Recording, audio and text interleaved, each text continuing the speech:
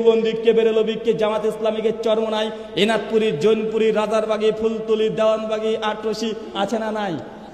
সব made in Bangladesh. এই বাংলাদেশের এই পারে যদি চলে আসেন, মানে বেনাপোল বর্ডার যদি পার করা হয় তো ইসলামের নতুন নতুন রূপ দেখা যায়, যেটা আমাদের ওই পারে নাই। যেমন চরমনাই পীর সাহেব, এটা মেড ইন বাংলাদেশ, এখানে আছে, আমাদের ইন্ডিয়াতে আছে। কথা বলেন, এনাদপুরি শুধু বাংলাদেশে আছে, আমাদের ভারতবর্ষে নাই। এই জন্য একজন দাদা আমাকে হঠাৎ একদিন প্রশ্ন করে উঠেছে যে ভাইজান, পীর ধরা ফরজ। আজ তাই নাকি? কোথায় লেখা আছে? ও তখন বলছে পীর ধরা অবশ্যই ফরজ। উদাহরণ দিতে গিয়ে তাকে আমি জিজ্ঞাসা করছি কিভাবে আপনি আমাকে প্রমাণ করবেন যে পীর ধরা ফরজ? উনি আমাকে উদাহরণ পেশ করছে। উদাহরণ কি? বলছে ভাই এই যে 2 তলা বিল্ডিং দেখতে পাচ্ছেন? তো জি আমি দেখতে পাচ্ছি। উনি তখন বলছেন 2 তলা বিল্ডিং এ 1 লাফে উঠতে পারবেন? আমি কি স্পাইডারম্যান নাকি রে বাবা যে 1 লাফে উঠে চলে যাব? উনি বলছেন তাহলে 2 তলা ছাদে উঠতে গেলে কি লাগবে? একটা মই বা সিঁড়ি লাগবে, ওই বয়ে বয়ে আমি উপরে উঠে পড়বো। উনি তখন বলছেন এই যে 2 তলায় ছাদে ওঠার জন্য মাঝখানে মই লাগে, এই মইটা হচ্ছে পীর সাহেব।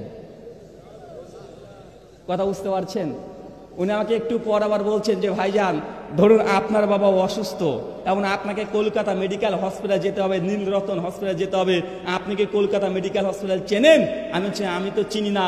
উনি তখন বলছেন তার মানে কি আপনি আপনার বাবাকে ডাক্তার দেখাবেন না? বলছি অবশ্যই দেখাবো। বলছে আপনি তো রাস্তায় চেনেন না, তো আপনি যাবেন কিভাবে?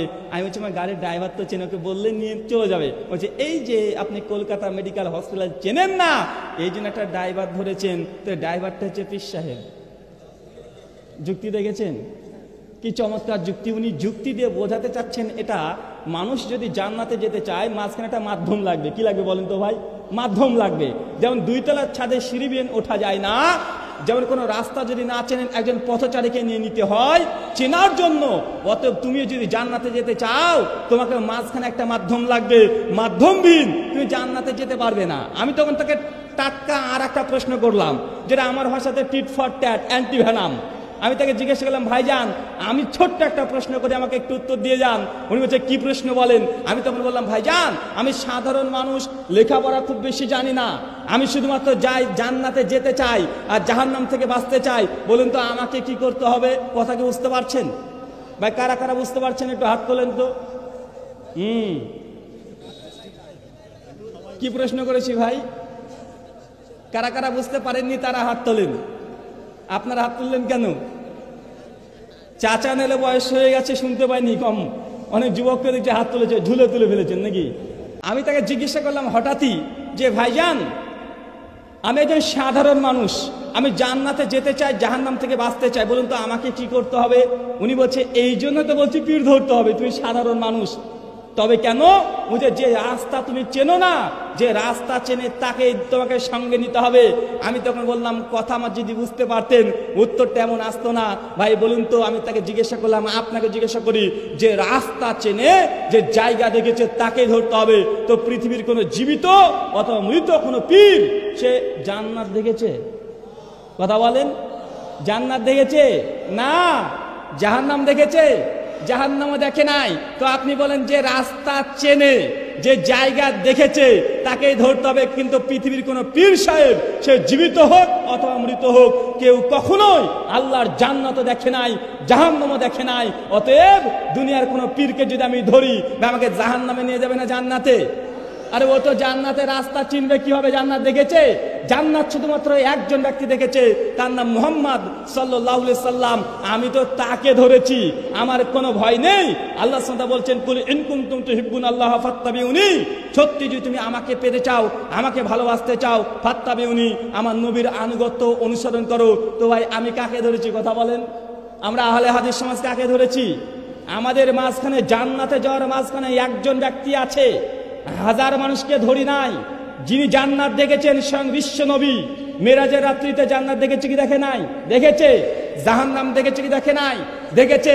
এই জন্য তো আল্লাহ রাসূল বলছেন, মিশকাত হাদিস না 5412 সনদ হাসান, আল্লাহ নবী বলছেন হঠাৎ আমাকে জিবরাইল একদিন রাত্রিবাজে নিয়ে চলে গেল। যেতে যেতে দেখছি কিছু শ্রেণী মানুষকে উল্টো করে ঝুলে রেখে দিয়েছে। আল্লাহ রাসূল জিজ্ঞাসা করছেন জিবরাইলকে, জিবরাইল এই ব্যক্তিকে উল্টো করে ঝুলানো আছে এরা কারা? আর তাদের সঙ্গে কেমন আচরণ করা হচ্ছে জানেন? আল্লাহ রাসূল বলছেন তাদের এই জিহ্বাগুলোকে আগুনের কেচি দিয়ে কেটে দেওয়া হচ্ছে। কি দিয়ে বলেন তো ভাই? আগুনের কাঁচি দিয়ে কেটে দেওয়া হচ্ছে। তারপরে আল্লাহ রাসূল বলছে, জিবরাইল এরা কারা যাদের ঠোঁট আর জিহ্বাগুলোকে আগুনের কেচি দিয়ে কাটা হচ্ছে? সমস্ত জিবরাইল বলছে, আল্লাহর নবী এরা হচ্ছে আপনার উম্মতের সেই শ্রেণীর বক্তা, সেই শ্রেণীর হুজুর যারা নিজে ভালো ভালো কথা বলতো, কেউ নিজে আমল করতো না। কথা বুঝতে পারছেন? মানে জাহান্নাম যখন পরিদর্শন করছেন আল্লাহর নবী, সেই সময়তে দেখছে এক শ্রেণীর হুজুরদেরকে উল্টো করে ঝুলে রেখেছে, তাদের ঠোঁট আর জিহ্বাগুলোকে আগুনের কাঁচি দিয়ে কেটে দেওয়া হচ্ছে। আল্লাহ রাসূল জিজ্ঞাসা করছে, জিবরাইল এরা কারা? আল্লাহ রাসূলকে জিবরাইল জবাব দিয়েছে, হচ্ছে এক শ্রেণীর বক্তা যারা বক্তৃতা দিয়েছে, মানুষকে ভালো ভালো কথা বলেছে, নিজেই আমল করে নাই। এইসব বক্তাগুলোর সঙ্গে এমন আচরণ করা হচ্ছে। মানে বোঝা যাচ্ছে কিছু কিছু বক্তা আছে যাদের আগুনের কেচি দিয়ে জিহ্বাগুলোকে কিয়ামতের মাঠে কাটা হবে। হবে কি হবে না? কথা বলেন। হবে। অনেক বক্তা আছে বক্তৃতা দিচ্ছে, আমরা কোনো বক্তার দোষগুণ আমরা বিচার করি না, আমরা দোষগুণ বিচার করি আল্লাহ নবীর কথাগুলো তারা ঠিকঠাক বলছে কি বলছে না। কথা বুঝতে পারছেন ভাই? কারোর সঙ্গে আমাদের ব্যক্তিগত রাগ আছে?